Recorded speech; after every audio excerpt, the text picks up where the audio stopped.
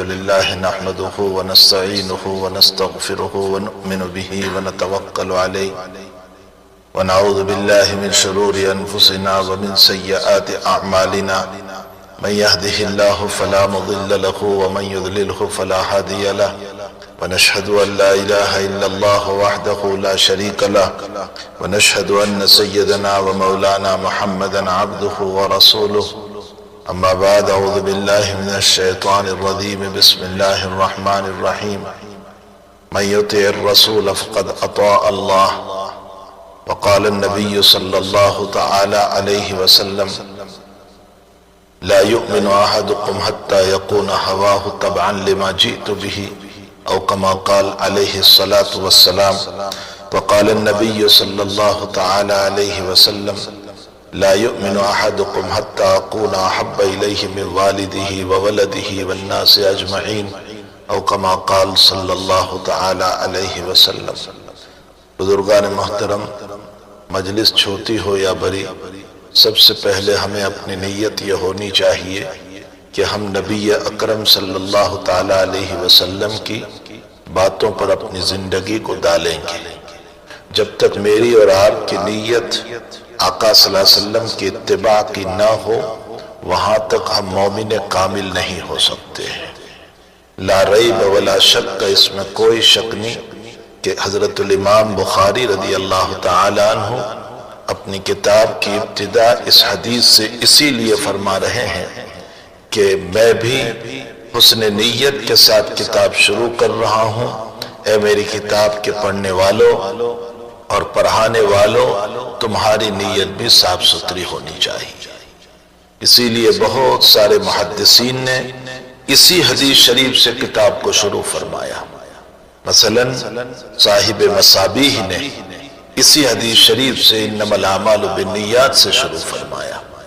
اسی لیے حافظ ابن حجر عسقلانی رحمۃ اللہ علیہ نے اپنی کتاب بلوغ المرام کو اسی حدیث شریف سے شروع فرمایا۔ حضرت الامام نووی رحمۃ اللہ علیہ نے اپنی اربعین کو اسی حدیث شریف سے شروع فرمایا۔ علامہ جلال الدین سیوطی رحمۃ اللہ علیہ نے اپنی کتاب الجامع الصغیر کو اسی انما الاعمال بالنیات سے شروع فرمایا۔ لیکن عجیب و غریب بات یہ ہے کہ امام بخاری رحمۃ اللہ علیہ اس حدیث شریف کو پوری بخاری میں 7 مرتبہ لائے، 7 مرتبہ لائے، 6 مرتبہ تو پوری لائے، لیکن جب پہلے ذکر کر رہے ہیں تو اہل علم متوجہ ہو، ایک جملہ چھوڑ دیا ہے۔ من کانت ہجرتہ الی اللہ ورسولہ فہجرتہ الی اللہ ورسولہ، یہ جملہ چھوڑ دیا۔ من کانت ہجرتہ الی دنیا یصیبها او الی امرأۃ ینکحها فہجرتہ الی ما ہاجر الیہ، دوسرا جملہ تو نقل کیا لیکن پہلا نقل نہیں کیا۔ اب محدثین اس پر بحث کرنے لگے کہ اتنا بڑا امام اور آپ کو 6 جگہوں پر یہ روایت مکمل نقل کی، تو جب کتاب شروع کر رہے ہیں تو اس جملے کو کیوں چھوڑ دیا؟ انما الاعمال بالنیات وانما لامرئ ما نوى، فمن كانت ہجرته الى دنیا کہہ دیا، الى اللہ ورسولہ نہیں فرمایا۔ محدثین نے بہت کچھ لکھا اس پر۔ میں علامہ ابو محمد ابن حزم ظاہری رحمۃ اللہ علیہ کا قول نقل کروں کہ من کانت ہجرتہ الی اللہ ورسولہ، یہ دلالت کرتا ہے اس بات کے اوپر کہ اللہ اس کے رسول کی ہجرت وہ ثواب والی ہے، اللہ اس کے رسول کے لیے ہے۔ اور امام بخاری نے اس جملے میں سوچا کہ میں اس جملے کو یہاں نقل کروں گا تو اس سلسلے میں گویا میرا ایک دعویٰ ہو جائے گا کہ میں بہت اعلیٰ نیت کے ساتھ کتاب لکھ رہا ہوں، اور میرا دعویٰ کرنا یہ بیکار اور عبث ہے، اس لیے آپ نے اس جملے کو چھوڑ دیا۔ یہ آپ کی تواضع ہے، انکساری ہے، عاجزی ہے، اور یہی جواب حضرت شاہ وصی اللہ صاحب رحمۃ اللہ علیہ نے بھی دیا ہے کہ من کانت ہجرتہ الی اللہ ورسولہ، یہ انسان کی اپنے حسن نیت پر دلالت کرتا ہے۔ اور بخاری نہیں چاہتے تھے کہ میں کوئی اپنی واہ واہ کراؤں، اس لیے آپ نے اس جملے کو چھوڑ دیا، اس لیے کہ ہوا اعلم بمن اتقی، کون متقی ہے وہ وہی جانتا ہے۔ تقوی کس کے پاس ہے وہ جانتا ہے، ہمیں کیا پتا؟ میں خود میری ذات کے بات میں نہیں کہہ سکتا ہوں کہ میں متقی ہوں، میں پرہیزگار ہوں، میں اپنی نیت میں صاف ستھرا ہوں، تو پھر مجھے کیا حق پہنچتا ہے کہ میں کوئی دعویٰ کروں کہ میں میری نیت میں صاف ستھرا ہوں؟ اللہ تعالیٰ ہمیں خلوص عطا فرمائے، للہیت عطا فرمائے۔ ہمارے حضرت شیخ یونس صاحب قدس اللہ سرہ ہمیشہ ایک جملہ فرمایا کرتے تھے کہ اگر دنیا والوں کے لیے کرتے ہو تو کیا معلوم وہ دیکھتے بھی ہیں یا نہیں دیکھتے، اور اگر وہ دیکھتے بھی ہیں تو کیا معلوم وہ خوش بھی ہو رہے ہیں یا نہیں خوش ہو رہے ہیں، اور کیا اگر وہ خوش بھی ہو رہے ہیں تو کیا معلوم کچھ دیں گے بھی یا نہیں دیں گے، اور اگر دیا بھی تو کتنا دے گا، کتنا ملے گا؟ کوئی مجھے $100 دے دے گا، کوئی 200 دے دے گا، کوئی 1000 دے دے گا، میرے عمل پر خوش ہو کر کتنا دے گا؟ فرمایا اگر اللہ کے لیے کرتے ہو تو وہ کالی رات کے اندھیرے میں کیے جانے والے کام کو بھی وہ دیکھتا ہے، اور جب وہ دیکھتا ہے کہ میرے لیے ہو رہا ہے تو وہ خوش بھی ہوگا، اور جب وہ خوش ہوگا تو وہ دے گا بھی، اور کتنا دے گا؟ فرمایا دنیا کے سامنے ہاتھ نہیں پھیلانے دے گا، وہ اتنا دے گا۔ اس لیے ہمارا عمل اسی کے لیے ہونا چاہیے۔ علماء نے، فقہاء نے شرک کی 3 قسمیں بیان فرمائی۔ ایک تو شرک فی الذات، شرک فی الذات کا مطلب اللہ کی ذات میں شریک کرنا، جیسے عیسائیوں نے کیا کہ حضرت عیسیٰ علیہ السلام کو اللہ کا بیٹا کہہ دیا، ثالث ثلاثہ کہہ دیا۔ وہ اور اس کی بنیاد کیا تھی کہ انہوں نے حضرت عیسیٰ کو کہہ دیا؟ حضرت عیسیٰ کے معجزات کو انہوں نے جو ہے الوہیت کا درجہ دے دیا۔ اصل میں عیسیٰ علیہ السلام کو جو معجزات دیے تھے وہ نابینا کو بینا کر دینا، اور کوری کو اچھا کر دینا، ابرص اور سفید داغ والوں کو اچھا کر دینا، اور ایک بڑا معجزہ یہ تھا کہ قبر پر جا کر کہتے تھے قم بإذن اللہ، اللہ کے حکم سے کھڑا ہو جا، وہ زندہ ہو جاتا تھا۔ اس پر انہوں نے سمجھ لیا کہ یہ اللہ ہے، اور ثالث و ثلاثہ کہہ دیا، اور کہا ایک تو میری یعنی مریم، اور ایک عیسیٰ، اور ایک اللہ، یہ تینوں مل کر ایک اللہ ہوگا۔ حالانکہ حقیقت یہ ہے کہ یہ معجزات تھے، اللہ کے دیے ہوئے تھے۔ معجزہ کا معنی ہوتا ہے عاجز کر دینا۔ اللہ اپنے پیغمبروں کو جو معجزات عطا فرماتے ہیں، دنیا میں سارے لوگ عاجز ہو جاتے ہیں، کوئی اس طرح کا نہیں کر پاتا، اس کو معجزہ کہا جاتا ہے۔ حضرت عیسیٰ کے حالات میں لکھا ہے کہ قبر پر لے گئے کہ اس کو زندہ کرو، اور یہ کس کی قبر ہے؟ کہا حضرت نوح کے بیٹے سام کی قبر ہے۔ سام مومن تھے، مسلمان تھے۔ نوح علیہ السلام نے اپنی کشتی میں جو اللہ کے حکم سے بنائی تھی، جن 3 بیٹوں کو شریک کیا تھا اس میں تھے حام، سام اور یافس۔ یہ 3 بیٹے مسلمان تھے، اور ایک بیٹا نافرمان تھا جس کا نام تھا کنعان۔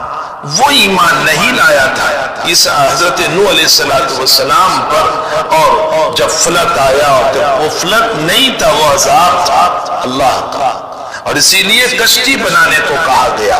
اور جب یہ کشتی چلی ہے تو مورخین نے، مفسرین نے لکھا ہے کہ یہ فلک اور یہ پانی 6 مہینے رہا۔ 10 رجب سے شروع ہوا 10ویں محرم تک، 6 مہینے تک یہ پانی رہا، مسلسل پانی رہا، اور اس کے اندر آپ کی کشتی چلتی رہی، اور 300 فٹ لمبی کشتی بنائی تھی۔ اور اللہ نے فرمایا فی عینی، میری نگاہ میں بناؤ، میرے سامنے۔ معلوم ہوتا ہے کشتی بنانے کا علم بھی اللہ نے دیا، کھیتی کرنے کا علم آدم کو اللہ نے دیا، مکان بنانے کا علم اللہ نے دیا، سارے علوم اللہ ہی نے دیے ہیں۔ یہ سارے علوم ہمارے پاس اس کے دیے ہوئے ہیں، اس کا ذاتی علم ہے۔ اللہ کے علوم جو ہے وہ ذاتی ہے، ہمارے علوم جو ہیں وہ عطائی ہے، دیے ہوئے ہیں، اس کی طرف سے ملے ہوئے ہیں۔ اس لیے مجھے اور آپ کو اپنے علم پر بھی غرور، فخر، تکبر نہیں کرنا چاہیے۔ اسی لیے فرمایا کہ اے میرے بندے، جب تو دنیا میں آیا تو تیرے پاس پاس علم نہیں تھا، البتہ وجعل لکم السمع والابصار والافئدہ، ہم نے علم حاصل کرنے کی مشینریاں دی تجھے، کان دیے، آنکھیں دی، زبان دی، اور پھر میں علم کھولتا رہا دین کا، دنیا کا، اور پھر ایک زمانہ آئے گا، بڑھاپا آئے گا، لکئی لا یعلم بعد علم شیئا، میں علم کو کھینچ لوں گا، پھر تیری میموری کام نہیں کرے گی، بلکہ وقت وہ آ جائے گا کہ اپنی اولاد کا نام بھی بھول جائے گا۔ بڑھاپے میں ایک وقت آتا ہے کہ بندہ اپنی اولاد کا نام بھی بھول جاتا ہے۔ یہ ساری دلیلیں ہیں کہ علوم اسی کے دیے ہوئے ہیں، میرا اور آپ کا کوئی علم نہیں ہے۔ تو حضرت نوح علیہ السلام کی کشتی چلتی رہی، کنعان کو کہا کہ میرے بیٹے میرے ساتھ ارکب معنا ولا تکن مع الکافرین، نہ بن تو کافروں کے ساتھ، لیکن اس نے کہا سآوی الی جبل یعصمنی من الماء، میں پہاڑ پر چڑھ جاؤں گا اور یہ پہاڑ میری حفاظت کرے گا۔ اتنے میں موج آئی اور اس کنعان کو بھی گرا دیا اور وہ بھی ہلاک ہو گیا، اس لیے کہ یہ فلٹ نہیں تھا، عذاب تھا اللہ کا، یہ عذاب تھا اللہ تعالیٰ کا۔ اب اس وقت میں حضرت نوح علیہ السلام نے اللہ تعالیٰ سے بھی فرمایا کہ رب کریم تو نے مجھ کو وعدہ کیا تھا کہ میں تیرے اہل کو بچا لوں گا، تو کیا یہ کنعان میرا اہل نہیں ہے؟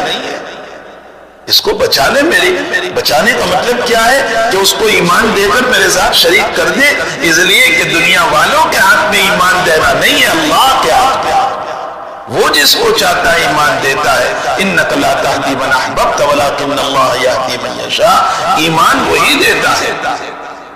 تو بہرحال فرمایا کہ اللہ تو اس کو ایمان دے کر، تو اللہ تعالیٰ نے فرمایا انہ لیس من اہلک، تیرے اہل میں سے نہیں، اس لیے کہ نوح یہ سمجھے تھے کہ اہل کا مطلب رشتہ داری، اور اللہ کی مراد یہ تھی کہ اہل سے مطلب ایمان والے۔ تو انہو لیس من اہلک انہو عمل غیر صالح، اس کے اعمال اچھے نہیں۔ فلا تسأل ما لیس لک بہ علم، جس کا علم نہیں اب آئندہ دعا نہ کرنا، آئندہ سوال نہ کرنا۔ اوہو، مفسرین نے جو مسئلہ مستنبط فرمایا یہاں، فلا تسألنی ما لیس لک بہ علم، جس کا علم نہ ہو اس کا سوال نہ کرنا۔ معلوم ہوتا ہے کسی مسئلے سے متعلق جب مجھے علم نہ ہو اور وہ میرے پاس دعا کرانے کے لیے آئے، جب تک مسئلے کی وضاحت نہ ہو جائے میں دعا نہ کروں اس کے لیے۔ بڑا زبردست مسئلہ مستنبط فرمایا، فلا تسألنی ما لیس لک بہ علم۔ ایک آدمی آتا ہے، ہم کو کہتا ہے کہ دعا کیجئے، میرا مقدمہ چل رہا ہے کورٹ میں کامیاب ہو جاؤں، میرے لیے دعا کر دیجئے میں کامیاب ہو جاؤں۔ مجھے اور آپ کو کچھ پتہ نہیں ہے کہ وہ ظالم ہے یا مظلوم ہے۔ اگر وہ ظالم ہے اور میں نے پوچھا نہیں اور میں نے دعا کی کہ اللہ تجھے مقدمے میں کامیابی دے، اس کا مطلب میں ظالم کی مدد کر رہا ہوں، جتنا اس نے ظلم کا گناہ کیا ہے اتنا مجھے بھی گناہ ہوگا۔ یہ مسئلہ نکالا ہے علماء نے، علامہ قرطبی نے یہ مسئلہ اس کے ضمن میں لکھا۔ ایک آدمی کا کاروبار گر گیا ہے اور وہ آ کر کے کہہ رہا ہے کہ دعا کیجیے۔ اب میں نے اٹھا دیا ہاتھ، اللہ تیرے کاروبار میں برکت دے، رحمت دے، اللہ اٹھا لے تیرے کاروبار کو، اور میں نے نہیں پوچھا کہ کاروبار ہے کیا تیرا۔ نتیجہ یہ ہوگا کہ اگر وہ سودی کاروبار کر رہا تھا، وہ شراب کا کاروبار کر رہا تھا، وہ ڈرگس کا کاروبار کر رہا تھا، تو اس کے گناہ میں میں بھی شریک ہو گیا۔ الدال علی الشر کفاعلہ، برائی کا کرنے والا اور برائی کی طرف اشارہ کرنے والا اور برائی کے مسئلے کے لیے دعا کرنے والا سب اس میں شریک۔ یہ اسی آیت سے مسئلہ مستنبط فرمایا، لا تسألنی ما لیس لک بہ علم انی اعیذک ان تکون من الجاہلین۔ اور اللہ تعالیٰ نے فرمایا اگر تم سوال کرو گے آئندہ جس کا تمہیں علم نہ ہو تو تم جاہلوں میں سے ہو جاؤ گے۔ نوح علیہ السلام کو اللہ کہہ رہا ہے کہ تم جاہلوں میں سے ہو جاؤ گے۔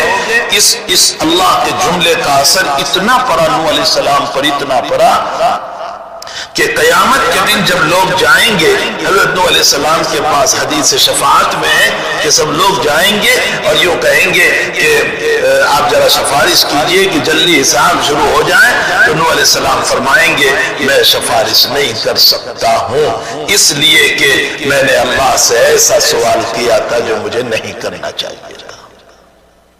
اتنا اس جملے کا ان تکون من الجاہلین اتنا اثر پڑا کہ قیامت کے دن بھی نوح علیہ السلام اس کو یاد رکھیں گے۔ بہرحال میرے بھائیوں، پہلے ہماری نیت یہ ہو کہ اللہ کے حبیب پاک صلی اللہ علیہ وسلم پر میں مکمل عمل کرنے والا بنوں۔ امام بخاری نے پہلا جملہ پہلی جگہ پر چھوڑ دیا اور اشارہ کیا، میں اپنی شان وان نہیں بتاتا ہوں اور حسن نیت کا دعویٰ نہیں کر رہا ہوں، کہیں میں اللہ کی نظر میں فقر میں نہ آ جاؤں۔ امام بخاری تو امام بخاری رضی اللہ تعالیٰ عنہ تھے، اتنی بڑی بخاری شریف لکھی ہے، لیکن یہ نہیں فرماتے کہ اللہ بخاری پر مجھے معاف کر دے گا۔ حضرت فرماتے ہیں میرے ایک عمل پر مجھے امید ہے کہ اللہ مجھے معاف کر دے گا۔ فرمایا وہ کیا عمل ہے؟ فرمایا زندگی میں میں نے کسی کی غیبت نہیں کی۔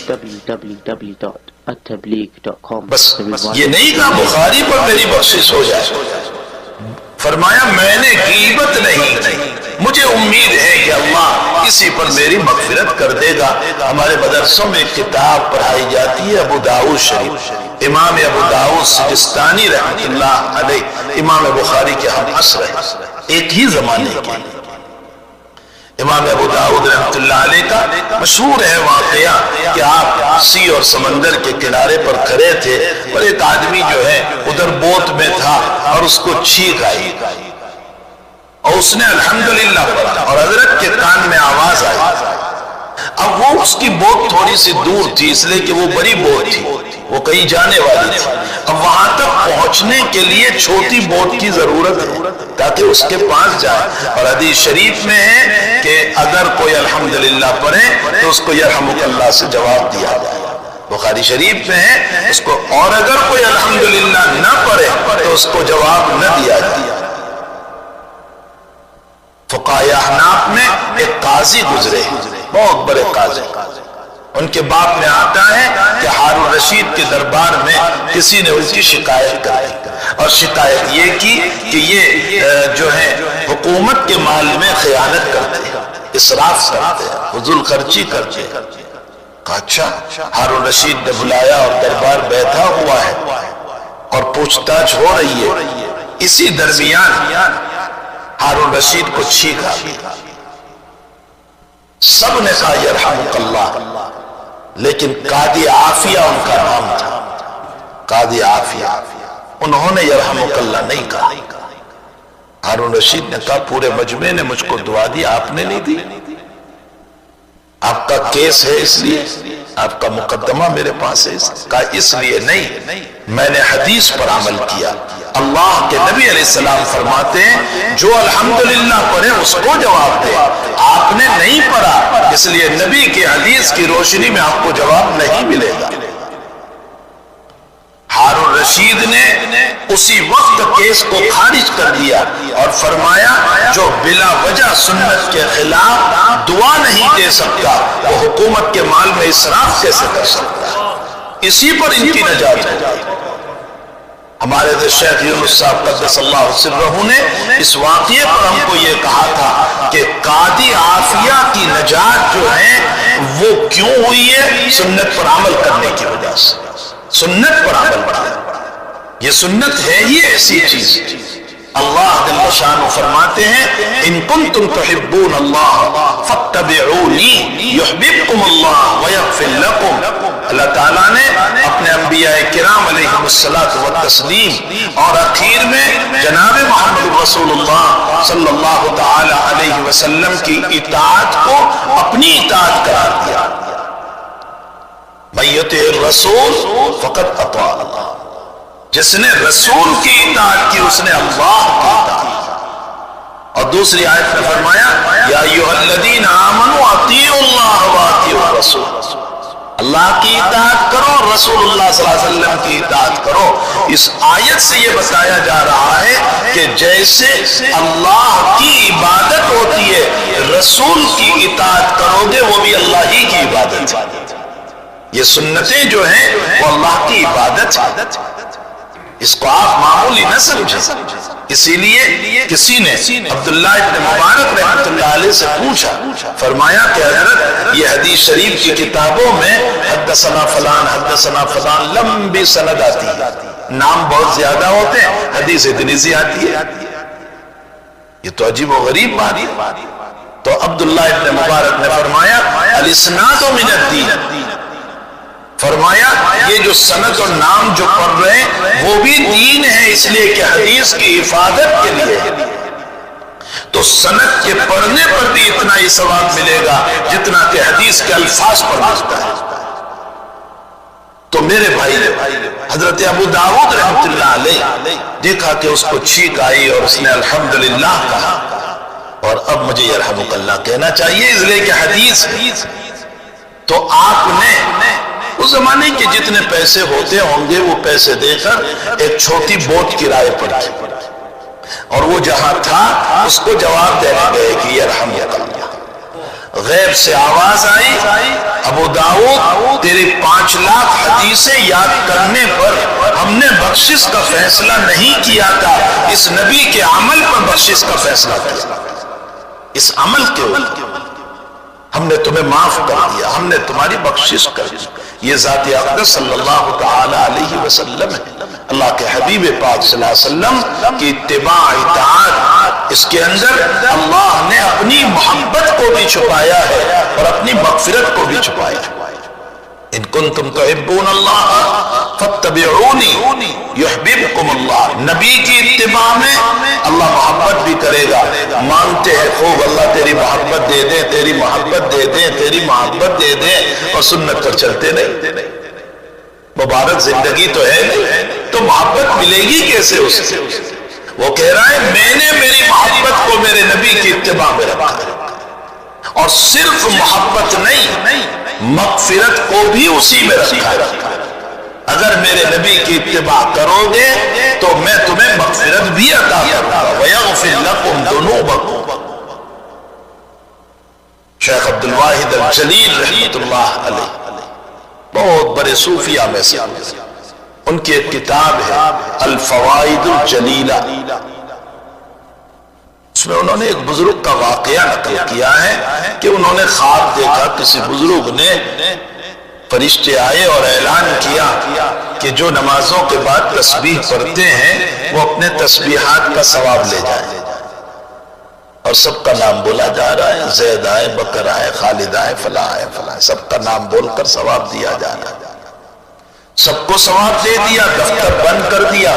وہ بزرگ آگے بڑھے کہ میں بھی تو تسبیحات پڑھتا تھا، آپ نے مجھ کو ثواب نہیں دیا۔ فرمایا آج اللہ کے حکم سے ان کو ثواب دیا گیا ہے جنہوں نے نماز کے بعد سنت کے مطابق تسبیح پڑھی۔ فرمایا سنت کے مطابق کیا؟ فرمایا فقراء صحابہ کو حضور پاک صلی اللہ علیہ وسلم نے فرمایا تھا کہ نماز کے بعد 33 مرتبہ 33 مرتبہ سبحان اللہ، 33 مرتبہ الحمدللہ، اور 34 مرتبہ اللہ اکبر، یہ ہے سنت جو نماز کے بعد اس ترتیب سے پڑھتے تھے، ان کو ثواب دیا گیا ہے۔ آپ تسبیحات بہت پڑھتے ہیں لیکن نبی نے جو عدد بتایا اس کی رعایت نہیں کی ہے، اس لیے تسبیحات کا ثواب ہے، سنت کا ثواب آپ کو نہیں ملے گا۔ معلوم یہ ہوتا ہے کہ چھوٹے سے چھوٹا عمل اگر نبی کی سنت کے برتن میں لے کر جائیں گے تو انشاءاللہ قابل قبول ہے، اور بڑے سے بڑا عمل لیکن سنتوں سے ہٹا ہوا ہے جس کو نبی نے نہیں کیا تو پھر اس عمل پر وہ ثواب نہیں ملے گا۔ وہ مجاہدہ تو ہو سکتا ہے، ہمارا سب سے بڑا مجاہدہ یہ ہے کہ رسول اللہ صلی اللہ علیہ وسلم کی اتباع۔ سید الطائفہ جنید بغدادی رحمت اللہ علیہ کے پاس ایک مرید 8 سال گزار رہا ہے اور پھر وہ جا رہا ہے وہاں سے، حضرت نے فرمایا کیوں جا رہے ہو؟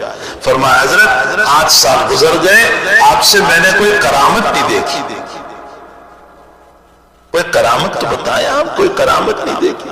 حالانکہ کرامت اللہ والوں کے ہاتھ میں نہیں ہوتی، وہ تو اللہ جو چاہتا ہے ظاہر کرتا ہے۔ اور پھر مسئلہ بھی سنو، نبی کو مکلف بنایا گیا ہے کہ معجزہ ظاہر کرے، اس لیے کہ معجزہ دلیل نبوت ہے۔ معجزہ جو ہے نبی کی نبوت کی دلیل ہے، تو دلیل تو ظاہر کرنا پڑے گا، لوگ دیکھیں گے اس کو۔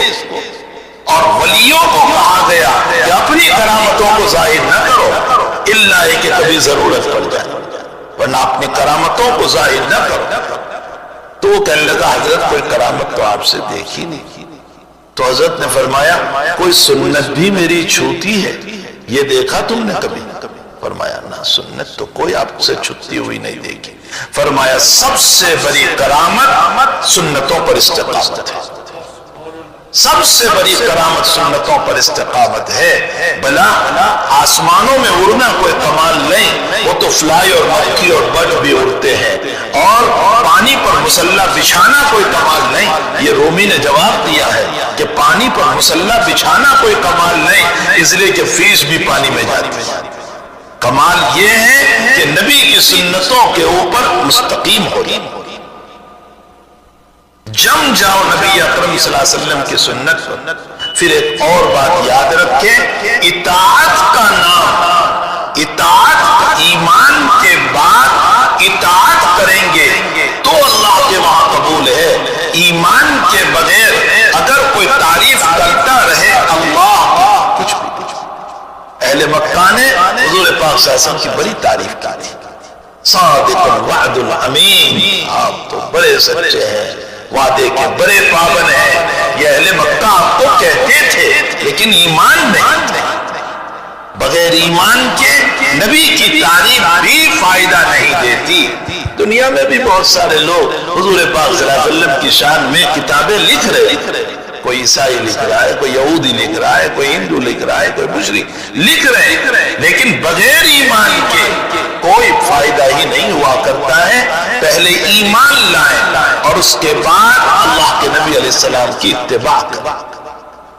اور اس کے ساتھ ساتھ ایک دو باتیں اور بتاؤں۔ دیکھیے دنیا میں ایک ہے آرزو، مسئلے کو سمجھے، آرزو، تمنائیں، یہ ساری تمنائیں جو ہیں ساری آرزو ہی آرزو، بغیر عقل کے، بغیر شعور کے، یہ ساری آرزو اور تمنائیں یہ پائی جاتی ہے حیوانوں میں، اینیملز، جانوروں میں پائی جاتی ہے۔ وہ جہاں چاہتے ہیں خواہشات پوری کر لیتے ہیں، جہاں چاہتے ہیں منہ مال لیتے ہیں، جو جس کا چاہتے ہیں کھا لیا کرتے، ان کو کچھ بھی نہیں ہے۔ یہ آرزو ہی آرزو ہے، عقل نہیں ہے۔ دوسری طرف ایک اور مخلوق ہے جس کو ملائکہ کہا جاتا ہے، وہاں عقل ہی عقل ہے، آرزو نہیں۔ فرشتوں میں شعور اور آرزو نہیں ہے۔ آپ ان سے پوچھو کہ شہوت کیا ہوتی ہے، وہ کہتے ہیں ہمیں نہیں پتا، وہ کہتے ہیں کھانے کی لذت ہمیں نہیں پتا، کچھ بھی نہیں، ان کو پتا ہی نہیں۔ ہاں عقل ہے بہت زیادہ، اسی لیے تو نبی اکرم صلی اللہ علیہ وسلم پر فرشتے وحی لے کر آ رہے ہیں، حضرت ان سے مشورہ فرماتے ہیں جبریل امین علیہ السلام سے، عقل بہت ہے، آرزو ہے۔ اور ادھر آرزو ہی آرزو، صرف آرزو ہی آرزو ہو تو اس صورت میں زندگی کبھی صحیح نہیں گزر سکتی۔ پھر حلال حرام جائز ناجائز جہاں چاہے منہ مال لیا، جہاں چاہے جدھر چاہے چلے، اور صرف عقل ہی عقل ہو اور آرزو نہ ہو، تمنائیں نہ ہو، تو بھی بات صحیح نہیں بنتی ہے۔ دونوں کی ضرورت ہے۔ حق تعالیٰ جل شانہ من والہ نے انسان کو آرزویں بھی دی اور عقل بھی دی۔ انسان میں آرزو بھی ہے، تمنائیں بھی اور عقل بھی دی، اور آرزو اور عقل دے کر انسانوں ہی میں سے نبی بنا کر کے بھیجا۔ قرآن میں جگہ جگہ اللہ نے فرمایا، یہ جب اشکال کیا کرتے تھے نوح کی قوم، صالح کی قوم، ہود کی قوم، کہ تو ایک بشر ہے، تجھے نبوت دے دی، تو ہماری طرح ہے۔ خود نبی اکرم صلی اللہ علیہ وسلم پر یہ اشکال ہوا کہ تم تو بازار جاتے ہو، تم نکاح کرتے ہو، تم بیوی رکھتے ہو، تمہارے بچے ہیں، تم کھانا کھا رہے ہیں، تم کیسے نبی؟ تم تو ہماری طرح ہی۔ اللہ نے جگہ جگہ جواب دیا ہے کہ اگر میں فرشتوں کو نبی بنا کر کے بھیجتا تو اولاً تو وہ دکھائی نہیں دیتے، پھر تمہارے مسائل کو وہ سمجھ نہیں سکتے تھے، تمہاری آرزوؤں کو وہ سمجھ نہیں سکتے تھے۔ تم اس کے سامنے مسئلہ رکھتے کہ مجھے اضطراری کیفیت ہے اور میں بھوک میں مرا جا رہا ہوں اور کھانا ہے نہیں، مردار کھا لوں، وہ کہیں گے اضطرار کیا ہوتا ہے؟ مجھے نہیں پتا۔ فرشتوں کو اس لیے نبی نہیں بنایا گیا اور جنوں کو اس لیے نبی نہیں بنایا گیا کہ اولاً وہ دکھائی نہیں دیتے، پھر ان کی طبیعت میں شرارت کے مسائل بھی ہے۔ ہمارے اندر ہی سے نبی بنایا گیا تاکہ وہ ہمارے مسائل کو سمجھ سکے، ہمیں کیا ضرورتیں ہیں، لیکن کون بشر ہماری طرح نہ سمجھنا، وہ اعلیٰ، وہ افضل، وہ اکرم، کیسے ان کی سخاوت کا کوئی مقابلہ نہیں کر سکتا، ان کی شجاعت کا کوئی مقابلہ نہیں کر سکتا۔ تمام نبیوں کو اللہ تعالیٰ نے جو صفات، 7 صفات ہے، ان کی شجاعت، ان کی بہادری، انبیاء کی بہادری کا کوئی مقابلہ نہیں کر سکتا ہے۔ جناب رسول اللہ صلی اللہ علیہ وسلم حنین میں مشرکین کے اچانک جو آپ پر حملہ ہوا، صحابہ منتشر ہو گئے، حضرت تنے تنہا ہے، نیچے اترے اور یوں مٹی اٹھائی اور پھینکی اور فرمایا انا نبی لا کذب، انا ابن عبد المطلب، میں نبی ہوں، جھوٹا نہیں ہوں، میں عبد المطلب کا بیٹا ہوں۔ ابو سفیان جو اس سے 15-20 دن پہلے مسلمان ہوئے، وہ آپ کے خچر کی لگام پکڑ کر کھڑے، فرمائے یا رسول اللہ مجھے کہیے میرا سینہ حاضر ہے، فرمایا الحمدللہ اللہ نے مجھے وہ قوت عطا فرمائی۔ بخاری شریف میں روایت ہے کہ اب تعالیٰ نے آپ کو دنیا کے 30 مردوں کی طاقت عطا فرمائی تھی، یہ ایک مرد نہیں، صحیح ترین روایت ہے بخاری شریف میں، اور فی روایتیں 40 آدمیوں کی طاقت عطا فرمائی۔ وہ طاقت نبی اکرم صلی اللہ علیہ وسلم آپ کی شجاعت کا کوئی مقابلہ نہیں کر سکتا۔ آپ کی سخاوت کا حال یہ ہے کہ من ریح المرسلہ، عبداللہ ابن عباس فرماتے ہیں کہ جیسے ہوا امیر کے غریب میں، غریب کے غریب گھر میں، امیر کے گھر میں، غریب کے گھر میں، اپنوں کے گھر میں، دشمن کے گھر میں جیسے ہوا جاتی ہے، نبی کی سخاوت ہر ایک کے وہاں جاتی ہے۔ نبی نے اپنوں کو بھی دیا اور دشمنوں کو بھی دیا، امیر کو بھی دیا، غریب کو بھی دیا۔ یہ آپ کی سخاوت تھی اور آپ کی حیا کا حال یہ تھا۔ حیا کی صفت دنیا کا کوئی آدمی آپ کی حیا کا مقابلہ نہیں کر سکتا۔ بخاری شریف میں ہے کہ باقرہ بغیر نکاح کی پردہ نشین لڑکی میں جتنی حیا ہوتی ہے اس سے زیادہ حیا محمد رسول اللہ صلی اللہ علیہ وسلم تھی۔ آپ کے دشمنوں نے آپ کو ساحر کہا، مجنون کہا، پاگل کہا، لیکن کسی نے بری نظر کا الزام کبھی نہیں لگایا، کبھی نہیں لگایا۔ ایسی مقدس زندگی آپ کی یہ حیا کا حال ہے، اور حیا کا حال یہ ہے کہ زینب کا ولیمہ ہوا رضی اللہ تعالیٰ عنہ کا، جب حضرت سے نکاح ہوا، سارے صحابہ کھا کر چلے گئے، 3 صحابی باتیں کرتے رہے، اب حضرت کو تھوڑی سی خلوت چاہیے اور وہ 3 صحابی باتوں میں لگے ہوئے ہیں۔ حضرت کو حیا اتنی ہے کہ ان تینوں کو منع بھی نہیں کر سکتے۔ یہ آپ کی حیا تھی اور آپ کی عبادت کا حال یہ تھا۔ یہ وہ صفات ہے جس کو میں گنوا رہا ہوں، شجاعت، سخاوت، حیا، اسی طرح آپ کی عبادت کا حال یہ تھا کہ حضرت آدھی رات کو جو اللہ کے دربار میں کھڑے ہوتے تھے تو یہ پاؤں مبارک ورم کر جاتے تھے، حتیٰ کہ روایتوں میں ہے کہ بعض مرتبہ خون کی شکلیں نکلتی تھی۔ فتت قدمہ ورمت قدمہ، حضرت عائشہ نے فرمایا اتنی عبادت، فرمایا فلا اکون عبدا شکورا، کیا میں اپنے رب کا شکر گزار بندہ نہ بن جاؤں؟ اس میں اشارہ کیا اپنی امت کو، یاد رکھو نعمت ملے تو عبادت سے شکر گزاری کرنا۔ افسوس میرے بھائیوں، ہم پر حالات آتے ہیں تو عبادت کرتے ہیں اور جب نعمت ملتی ہے تو اللہ کو بھول جاتی ہے۔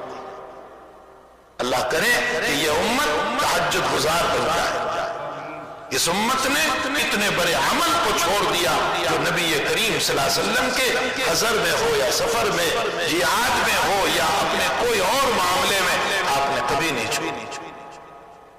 آپ کا یہ عمل کبھی نہیں چھوٹا، اور یہ وہ عمل ہے کہ اللہ جل شانہ نے آپ کو فرمایا اِنَّ لَكَ فِي النَّهَارِ سَبْحًا طَوِيلًا، پیغمبر آپ کو دن میں بہت تیرنا ہے۔ سبحن کا معنی تیرنا، پانی میں سوئمنگ کرنا۔ کیا مطلب تیرنے کا؟ کیا مطلب؟ کیا آپ روزانہ تیرنے جاتے تھے؟ سوئمنگ میں جاتے تھے؟ کیا کہا اللہ تعالیٰ نے؟ سبحن طویلا، اشارہ کیا اس بات کی طرف کہ جیسے تیرنے والا جو ہے وہ بیچ میں رکتا نہیں ہے، تیرتا چلا جاتا ہے، رکتا نہیں ہے۔ فرمایا اسی طرح پیغمبر آپ کی صبح سے شام تک تبلیغ کے کام میں رکنا نہیں ہے، مسلسل کام کرتے چلے جائیں۔ اتنا کام دن میں ہے تو اب آپ مجھ سے باتیں کب کرو گے؟ دن بھر تو مخلوق سے مشغول ہیں، زید سے، بکر سے، خالد سے، ان سے مشغول ہیں، تو مجھ سے کب باتوں کرو گے؟ اللہ نے فرمایا قُمِ اللَّيْلَ إِلَّا قَلِيلًا، رات میں اٹھ کر مجھ سے باتیں کیا، رات میں اٹھ کر مجھ سے باتیں کیا۔ اور رات کی نماز اللہ کے حبیب پاک صلی اللہ علیہ وسلم نے فرمایا افضل الصلاة فی جوف اللیل، سب سے افضل نماز تہجد کی نماز۔ بہت لطف آتا ہے، کر کے تو دیکھو میرے بھائیوں، اٹھ کے تو دیکھو، ذرا تنہائیوں میں اکیلے ہیں ہم، چند رکعتیں پڑھی ہے، تھوڑا قرآن پڑھا ہے، اور پھر تنے تنہا ہے میں اور میرا مولا، اور اس مولا سے کیسے مانگو؟ اللہ قرآن میں کہتا ہے اللہ ولی الذین آمنوا، اللہ دوست ہے مومنوں کا، اللہ مومنوں کا دوست ہے، وہ خالق سب کا ہے لیکن دوست مومنوں کا ہے، وہ خالق سب کا ہے، اس نے سب کو پیدا کیا، اس نے مشرکین کو بھی، عیسائیت کو بھی، سب کو پیدا کیا ہے، لیکن دوست ایمان والا۔ پھر اللہ ولی الذین آمنوا میں یہ قید نہیں لگائی ہے کہ بڑے ایمان والا ہو، ہر مومن کا وہ دوست، اپنے اپنے ایمان کے اعتبار سے وہ دوست ہوگا دنیا کا، کوئی قریب کا دوست ہوگا جو اولیاء ہے، کوئی دور کا دوست ہوگا جس کا ایمان تھوڑا سا کچا ہے، لیکن دوست سارے۔ جب اس نے ہم کو دوست کہا ہے کہ اللہ دوست ہے مومنوں کا، تو آپ دوست سے کیسے مانگتے ہیں؟ لاؤ نا، لاؤ۔ حدیث میں ہے اللہ سے ایسے مانگو جیسے تم اپنے دوستوں سے مانگتے۔ یہ نہیں کہ ایک مرتبہ کہا کہ اللہ دے دے اور مسئلہ ہو گیا، اللہ لا مکرہ لہ، اللہ پر کوئی زبردستی نہیں ہے کہ تم ایک مرتبہ کہو اور دے دے، بار بار مانگو اس کے سامنے، اللہ دروازہ کھول دے۔ یہ حضور کی سیرت سے ہمیں پتہ چلتا ہے۔ تو آپ کی شجاعت بہت اعلیٰ، آپ کی سخاوت، آپ کی عبادت، آپ کی حیا انتہائی درجے، آپ کی عقل کا عالم یہ ہے کہ آپ کی عقل کا کوئی مقابلہ نہیں کر سکتا۔ عقل العقول ہے۔ جناب رسول اللہ صلی اللہ علیہ وسلم معاذ بن جبل رضی اللہ تعالیٰ عنہ کو فرمایا من قال لا الہ الا اللہ دخل الجنہ، جو لا الہ الا اللہ دل سے پڑھے گا، ایمان لے آئے گا، وہ ضرور جنت میں جائے گا۔ معاذ کہنے لگے اعلان کر دوں؟ معاذ نے فرمایا اعلان کر دوں؟ فرمایا اعلان نہیں کرنا ہے، تو سن لے۔ کیوں؟ فرمایا تب یہ اعلان کرنے میں لوگ صرف ایمان پر اعتماد کریں گے، اعمال چھوڑ دیں گے، عمل نہیں کریں گے کہ ایمان تو ہے۔ آج ہمارا حال یہی ہو گیا ہے، غفور الرحیم ہے، غفور الرحیم ہے، نماز پڑھو نہ پڑھو، یہی تو ہمارا حال ہو گیا۔ تو عقل آپ کی بہت اعلیٰ درجے اور علم آپ کا بہت اعلیٰ درجے کا، اوتیت علم الاولین والآخرین، مجھے اگلوں کا بھی علم دیا گیا، مجھے پچھلوں کا بھی، یعنی قیامت تک کا علم مجھ کو دیا گیا ہے۔ ہمارے اکابر میں امام غزالی رحمۃ اللہ علیہ بڑے فلسفیانہ مزاج والے تھے، جنہوں نے دین کو فلسفے سے سمجھایا۔ فرمایا آپ کو امام الرسل بنا کر کے اشارہ کیا اس بات کی طرف کہ اگلے سارے نبیوں کو جو علوم ملا ہے وہ آپ ہی کی برکت برکت سے ملا ہے، اور قیامت تک کے علماء کو، صوفیاء کو، صلحاء کو، محدثین کو، فقہاء کو جو علوم ملتے رہیں گے وہ آپ ہی کے علوم کا فیض ہے، آپ ہی کے علوم۔ ابو بکر نہ بنتا اگر آپ پر ایمان نہ لاتے، عمر، عثمان، علی اس مقام پر نہ پہنچتے اگر آپ پر ایمان نہ لاتے، سیدنا عبد القادر جیلانی رحمۃ اللہ علیہ مقام تصوف کے اتنے اونچے مقام پر نہ پہنچتے۔ جو کچھ آپ کو ملا ہے جناب رسول اللہ صلی اللہ علیہ وسلم کی برکت سے۔ امام اعظم ابو حنیفہ اور امام مالک یہ امام نہ بنتے اگر نبی اکرم صلی اللہ علیہ وسلم کی اتباع نہ ہوتی۔ امام احمد ابن حنبل اہل سنت والجماعت کے امام نہ بنتے اگر حضور پاک صلی اللہ علیہ وسلم کی اتباع نہ ہوتی۔ امام بخاری امیر المؤمنین فی الحدیث نہ بنتے اگر جناب رسول اللہ صلی اللہ علیہ وسلم کی اتباع نہ ہوتی۔ یہ جو کچھ ملا ہے اور ملتا رہے گا قیامت تک، یہ آپ ہی کا فیض ہے، آپ ہی کی برکتیں ہیں، آپ ہی کا فیض ہے جو امت کے اندر جاری ہے، اس لیے کہ آپ کا بہتا ہوا سمندر ہے اور یہ ساری چھوٹی چھوٹی اس کے اندر سے نکلی ہوئی نلکیاں ہیں، وہ چاہے محدثین کی ہو، وہ فقہاء کی ہو، وہ صوفیاء کی ہو، ایک بڑا سمندر پانی کا بہ رہا ہے، اس میں سے ہر ایک پانی لے رہا ہے اور سب کو پانی مل رہا ہے۔ اور کیسے اس بات کا پتہ چلا کہ آپ کو اوتیت علم الاولین والآخرین؟ بس اشارہ کر دوں، معراج کے موقع پر آپ فرماتے ہیں کہ مجھے زمزم کے قریب لے جایا گیا، بخاری شریف کی روایت ہے، وفرج صدری، میرا سینہ کھولا، اور اس کے بعد فغسلہ بماء زمزم، جبریل نے مائے زمزم سے میرا قلب مبارک دھویا، پھر ممتلئن بایمان و حکمت، اور میرے قلب مبارک کو ایمان و حکمت سے بھر دیا۔ بھلا جس کا قلب ایمان و حکمت سے براہ راست بھرا گیا ہو، ساری امت اس سے فائدہ اٹھاتی رہے گی۔ یہ وہ علوم ہے۔ تو میرے بھائی، ایک طرف آرزو ہے، ایک طرف عقل ہے، ان دونوں کے بیچ میں بشر ہے، اور بشر میں نبی بھیجے اللہ تعالیٰ نے، اور ہماری طرح انسانوں کو نبی بنا کر کے بھیجا۔ افضل البشر، اعلیٰ، ان کی شجاعت، سخاوت کوئی مقابلہ نہیں کر سکتا، ان کے عقل، ان کے علم کا کوئی مقابلہ نہیں کر سکتا۔ انہوں نے آ کر کے ہمیں اس بات کی تعلیم دی کہ دیکھو، اگر تم کو یوں کہا جائے کہ کھاؤ، تو پھر ہم حرام بھی کھائیں گے، حلال بھی کھائیں گے، پہلے اس کا لے لو، پھر اس کا لے لو، پھر اس کا لے لو، کھاتے ہی چلے جائیں گے۔ ہمیں کہا جائے پیو، تو ہم شراب بھی پئیں گے، حلال بھی پئیں گے، حرام بھی پئیں گے، اس کا بھی لے لیں گے، اس کا بھی لے لیں گے، پیتے ہی چلے جائیں گے۔ لیکن محمد رسول اللہ صلی اللہ علیہ وسلم نے آ کر بتایا کہ صرف کھاؤ اور پیو، تو یہ جانور کی آرزو ہے، یہ نہیں ہو سکتا ہے۔ میں شریعت کے بندھن میں تمہیں باندھ رہا ہوں، ولا تسرفوا، اسراف نہ کرنا، حرام نہ کرنا، فضول خرچی نہیں، ناجائز نہیں، کلوا ولا تسرفوا واشربوا ولا تسرفوا۔ اس اللہ نے کہا خوشیاں مناؤ۔ خوشیاں کیسے منائیں؟ ہماری آرزویں تو ہے یتیم کا مال لے کر خوشیاں مناؤ، بیوہ کا مال کھا کر خوشیاں مناؤ، بیوہ سے غلط فائدہ اٹھا کر خوشیاں مناؤ، یہ خوشیاں منائے جا رہے ہیں۔ قرآن کو لے کر محمد رسول اللہ صلی اللہ علیہ وسلم تشریف لائے، آپ نے فرمایا حدود شرع میں رہ کر خوشیاں منانا، اس لیے کہ اللہ حد سے تجاوز کرنے والوں کو پسند نہیں فرماتے۔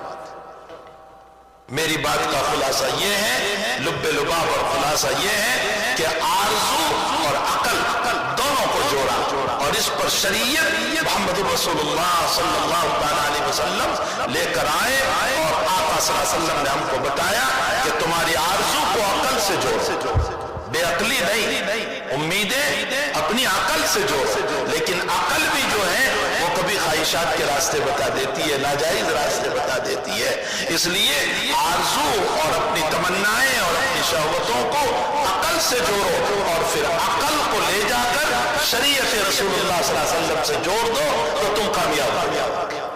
معلوم ہوتا ہے آرزو اور عقل کو ہمیں باندھنا ہے شریعت کے کھوٹے پر۔ اگر شریعت کے خوٹے پر باندھ لیں گے تو کامیاب ہو جائیں گے، اور شریعت کے خوٹے سے نہیں باندھیں گے اور اپنے منمانی طور پر اپنی تمناؤں کو پوری کریں گے تو ناکام ہوں گے۔ اسی مضمون کو سمجھانے کے لیے اللہ نے فرمایا اطیعوا اللہ و اطیعوا الرسول، اللہ کی اطاعت کرو اور رسول کی اطاعت کرو، ومن یطع الرسول فقد اطاع اللہ۔ جس نے رسول اللہ صلی اللہ علیہ وسلم کی اطاعت کی ہے اس نے اللہ کی اطاعت کی ہے، اور اللہ تعالیٰ اس کو اپنی محبت بھی عطا کرے گا، اپنی مغفرت بھی عطا کرے گا۔ اسی لیے میں نے حدیث پڑھی تم میں سے کوئی مومن نہیں ہو سکتا جب تک کہ اس کی خواہشات نبی کے تابع نہ ہو جائے، اور دوسری حدیث میں فرمایا کہ تم میں سے کوئی مومن نہیں ہو سکتا جب تک کہ تمہاری محبت اپنی اولاد سے، اپنی بیوی سے اور پوری دنیا سے جتنی ہے اس سے زیادہ محبت محمد رسول اللہ صلی اللہ علیہ وسلم سے نہ ہو جائے۔ اگر ان سب سے زیادہ محبت نبی سے ہے تو ایمان ہے، اور اگر نہیں ہے تو پھر اس صورت میں ہمیں اپنے ایمان کی خیر منانا چاہیے۔ اللہ مجھے اور آپ کو سچی پکی عقیدت، محبت رسول اللہ صلی اللہ علیہ وسلم کی عطا فرما دے۔ وہ محبت تو کہاں ہو سکتی ہے جو صحابہ کو تھی؟ انہوں نے تو جان مال، ابھی اشعار میں آپ نے سنا، اپنی جان کو، مال کو، وہ حضرت حنظلہ رضی اللہ تعالیٰ عنہ جن کا اشعار میں ابھی اشارہ کیا گیا کہ وہ بیوی سے مشغول ہوئے تھے، غسل بھی نہیں کیا تھا، اور اسی عالم میں نبی کا اعلان ہوتا ہے کہ چلنا ہے، اور وہ چل پڑے اسی عالم میں اور شہید ہو گئے، اور ان کو فرشتوں نے غسل دیا اور ان کی لاش تو پانی ٹپک رہا تھا۔ حضور سے پوچھا بلا غسل کہ میرا حنظلہ آیا تھا، تو ملائکہ نے غسل دیا۔ حضرت فحیرہ بیر معونہ میں یوں لاش ان کی اٹھائی گئی آسمانوں کی طرف اور پھر نیچے رکھ دی گئی۔ دشمن اسلام جس نے مارا وہ پوچھ رہا ہے یہ کون ہے؟ فرمایا ابو بکر کا آزاد کردہ غلام ہے۔ فحیرہ فرمایا میں نے عجیب و غریب منظر دیکھا کہ اس کو آسمانوں میں اٹھایا گیا۔ وہ اللہ کے نبی کے 10 صحابہ کرام جن کو صرف دعوت کے لیے اللہ کے نبی نے روانہ فرمایا تھا صلی اللہ علیہ وسلم، اور حضرت ثابت رضی اللہ تعالیٰ عنہ ان کے امام تھے جن کو بھیجا تھا، اور دشمنوں نے ان کو گھیر لیا۔ نتیجہ یہ ہوا کہ 8 کو تو وہی شہید کر دیا، 2 کو مکے لے گئے، اس میں ایک حضرت خبیب رضی اللہ تعالیٰ عنہ تھے، اور خبیب کو جب ان لوگوں نے قتل کے لیے باہر لے جایا گیا تو خبیب نے کہا کہ مجھے پہلے استرا دے دو تاکہ میں بال صاف کروں، کل کو نہ معلوم میری ناش کے ساتھ کیا ہوگا۔ استرا لیا، بال صاف کیے، پوچھا آخری تمنا، کہا 2 رکعت پڑھنا ہے، مجھے 2 رکعت پڑھ لینے دو۔ 2 رکعت پڑھی اور فرمایا اگر تم اس بات کا خوف نہ کرتے کہ میں موت سے ڈر رہا ہوں تو اور پڑھتا، اور پھر شعر پڑھا لست ابالی حین اقتل مسلما علی ذنب فی اللہ مسرعی، مجھے پرواہ نہیں ہے جب میں اللہ کے لیے مارا جا رہا ہوں جس پہلو پر مجھے پچھاڑ دیا جائے۔ اور پھر آگے دوسرے شعر میں فرماتے ہیں کہ وہ اللہ مجھے چاہے تو ٹکڑے ٹکڑے کرنے کے بعد بھی دوبارہ زندہ کر سکتا ہے۔ اور یہ خبیب اپنی شہادت سے پہلے بندھے ہوئے ہیں ایک مکان میں اور گریپس کھا رہے ہیں۔ گھر والوں نے پوچھا کہ مکے میں گریپس نہیں، سیزن نہیں ہے اس وقت، اور کوئی تیرے پاس لانے والا نہیں، تو بیریوں میں ہے، آیا کہاں سے؟ فرمایا من اللہ، میرے اللہ نے بھیجا ہے۔ کی محمد سے وفا تو نے تو ہم تیرے ہیں، یہ جہاں چیز کیا لوح و قلم تیرے، تقدیر تیرے تابع کر دیں گے۔ اقبال کہہ رہے ہیں تو اگر محمد کا وفادار بنے گا تو پھر ہم تقدیر کو تیرے تابع کریں گے۔ وہ گریپس کھا رہے ہیں، کہاں سے؟ یہ اگر عیسیٰ علیہ السلام کی والدہ مریم کو مسجد اقصی میں گریپس اور فروٹ مل رہا ہے، قرآن کہہ رہا ہے، تو وہ تو ایک نبی کی ماں ہے، یہ محمد کا غلام ہے صلی اللہ علیہ وسلم، اور اس کو گریپس مل رہے ہیں۔ آپ انداز لگائے حضور پاک صلی اللہ علیہ وسلم کے صحابہ کا یہ مقام ہے تو خود ذات اقدس صلی اللہ علیہ وسلم کا کیا مقام، آپ کے مقام کا کیا کہنا۔ تو بہرحال کہنے کا مطلب یہ ہے کہ حضور پاک صلی اللہ علیہ وسلم کی سچی پکی محبت، عقیدت اپنے دلوں میں بٹھاؤ، آپ کے طور و طریق کو اپنی زندگیوں میں لاؤ اور آپ کا فالو کرو، آپ کے نقش قدم پر چلو۔ آپ کی محبت یہ ہے کہ جنت میں لے جائے گی۔ علماء نے لکھا ہے، محدثین نے لکھا ہے کہ یہ جو حوض کوثر ہے، یہ حوض کوثر کیا ہے؟ فرمایا نبی کی سنتوں کا عکس۔ اسی لیے وہاں کچھ لوگ آئیں گے اور ان کو دھکے دیے جائیں گے۔ حضرت فرمائیں گے اصحابی، یہ میرے صحابہ ہیں، تو فرشتے کہیں گے آپ کو نہیں معلوم کہ آپ کے جانے کے بعد ان لوگوں نے آپ کے شریعت کو کھلونا بنایا۔ انک لا تدری ما احدث بعدک، بخاری کی روایت، تمہاری شریعت کو کھیل بنایا تھا انہوں نے۔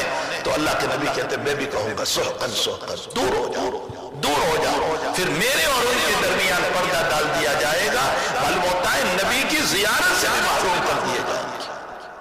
یہ بخاری شریف کی روایت کا میں ترجمہ کر رہا ہوں۔ معلوم یہ ہوتا ہے سنتوں پر چلیں گے تو حوض کوثر کا پانی ملے گا، سنتوں ہی پر نہیں چل رہے تو پھر حوض کوثر کا پانی کیسے ملے گا؟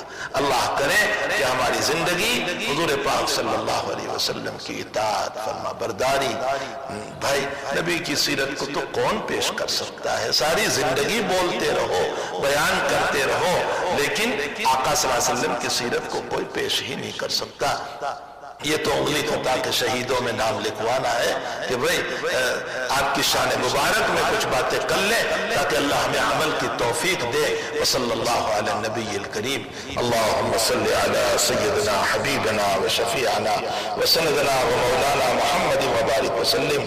اللہم صلی وسلم دائما ابدا علی حبیبک خیر الخلق کلہم۔ اللہم ربنا آتنا فی الدنیا حسنہ وفی الآخرۃ حسنہ وقنا عذاب النار وقنا عذاب القبر وقنا عذاب الحشر وقنا عذاب الفقر وقنا عذاب الدین واحشرنا یوم القیامت مع المتقین مع الایمان۔ اللہ ہمیں معاف فرما، ہمارے گناہوں کو معاف فرما، ہماری جلوت و خلوت کو معاف فرما، ظاہر و باطن کو معاف فرما۔ اے اللہ جو تیرا محبوب ہے، جس کی بنیاد پر تو نے ساری کائنات کو بنایا ہے، اے اللہ اتباع کی توفیق عطا فرما، سچی پکی محبت نصیب فرما، عقیدت نصیب فرما۔ اے اللہ ہر وقت اس ذات اقدس پر ہم تمام کو درود شریف پڑھنے کی توفیق عطا فرما۔ اے اللہ ان کے فیوز و برکات سے ہم سب کو مالا مال فرما۔ اے اللہ ان کے نقش قدم پر چلنے کی توفیق عطا فرما۔ اے الہ العالمین ان کی سفارش ہمیں نصیب فرما۔ اے اللہ حوض کوثر کا پانی ہمیں نصیب فرما۔ اے اللہ تیرا حسان نے کہا تھا ما ان مدحت محمدا بمقالتی ولکن مدحت مقالتی بمحمدی۔ اے اللہ حضرت حسان نے کہا تھا کہ میرے اشعار کی وجہ سے نبی کی تعریف نہیں ہے، بلکہ نبی کی تعریف کی وجہ سے میرے اشعار کی تعریف ہو رہی ہے۔ اے اللہ ہمارے بولنے سے نبی کی تعریف نہیں ہوئی، بلکہ ان کی تعریف کرنے سے اللہ تو ہماری عزت کرواتا ہے۔